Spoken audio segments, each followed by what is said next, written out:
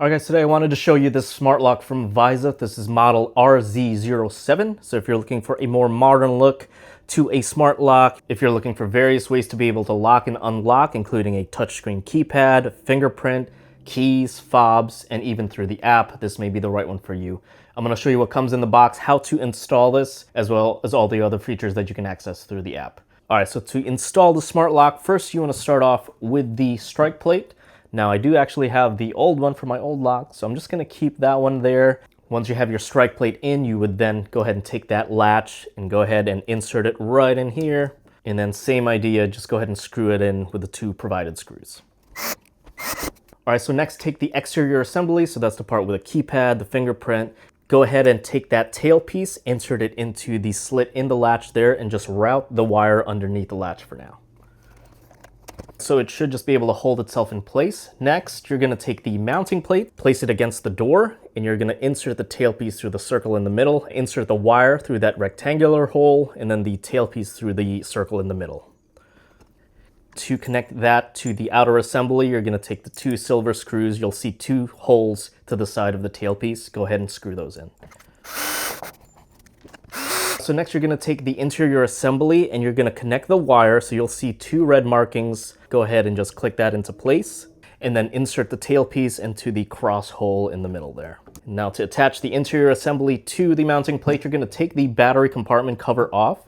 That's going to reveal two screw holes, and there's also going to be a third one below the thumb turn. So go ahead and just screw all those in. All right, once you're done with that, the only thing left to do is to install the batteries. And now you're ready to install the app, and that's where you're going to be able to set up the codes, the fingerprints, and whatnot. So I'll show you how to do that now. All right, guys, so once you've downloaded the app, it'll take you to this home screen. And as you can see at the top there, you'll see a big icon for the lock and unlock. So you can just use that. You can just tap on it.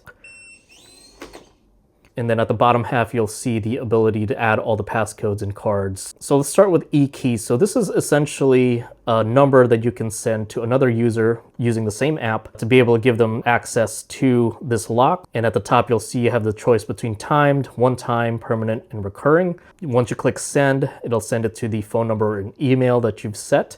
And then they can then import that eKey into the app and be able to control your lock. So I'll show you how to actually import it later. All right, back on the home page, if you click on passcodes, same idea. At the top there, you'll see various options. The one-time option gives them the ability to use that within 6 hours. Permanent is going to be just a permanent passcode that they will be able to use all the time, and it must be used within 24 hours. Now keep in mind, you'll see a generate button, so it will give you a random passcode that you would use. So to create your own, you actually need to go into custom, and that's how you create your own passcodes. You then have the choice to make it temporary, where you can set the start and end time, or permanent. You can give it a name, and then you can go ahead and enter the passcode and then set passcode.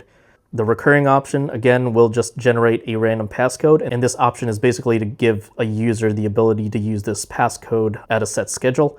So you can choose the days down here, as well as the start and end times. And then the erase option, it will generate a passcode. Once you enter that passcode, it will delete all the passcodes on the app. All right, cards, so that is referring to the fobs, the key fobs or the key cards. So you actually do need to just pair it to the lock. So you do that by clicking on add card. You can actually have it only work at a certain time using the timed option, or work permanently using the permanent option. And then again, same idea with recurring. So I've already added the first key fob, so I'll just show you how it works here. So I'll name it card 2, click next, and then you just take that key fob, and as it says there, just place the card against the touchscreen keypad, and then there you go. The authorized admin option lets you give power for another user using their own app to be able to create passcodes, eKeys, and whatnot. And you just click on create admin, and then again, same idea as with the eKeys. This one being the admin eKey, you would just choose the recipient, phone number, or email. The records option will show you a timeline of all the various locking and unlockings and who would have performed those actions. And then finally, there's the settings. Remote unlock, for example, you can turn that on and off. There's the auto lock function. You can turn that on and off, and you can set the delay time as short as 5 seconds. Passage mode basically means that you can set a time period where the lock will always remain unlocked until it is manually locked. So if you just click on that plus sign, you can choose the days and the start and end time. You can turn the lock sound on and off through here. There's also the reset button, which you can actually disable using the reset button option there. The door opening direction option lets you choose which way the door opens and closes so the smart lock knows what it's doing.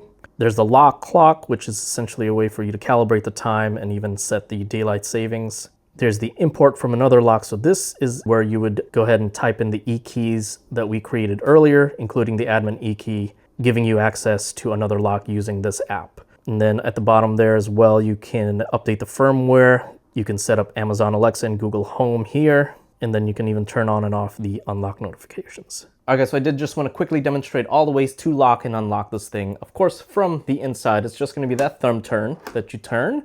Now from the outside, if you want to unlock, you have various ways. Of course, you saw how we can do it through the app. Now to use a keypad, you would just wake it up by pressing anywhere one time, and then you would enter your code and then press the pound sign. Of course, you also have the fingerprint option.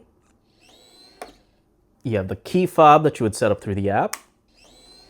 And then lastly, you have your keys, and that's obviously both for unlocking and locking. So that's how to lock from the outside. The only other way, other than the auto lock feature on the app or the app itself using that big red circle on the app, you can also press the pound sign for 2 seconds and lock it that way. All right, guys, so hope that helps you decide whether this will be the right one for you today. But if you're looking for all sorts of different ways to lock and unlock, this might be the right one for you. So definitely check it out today.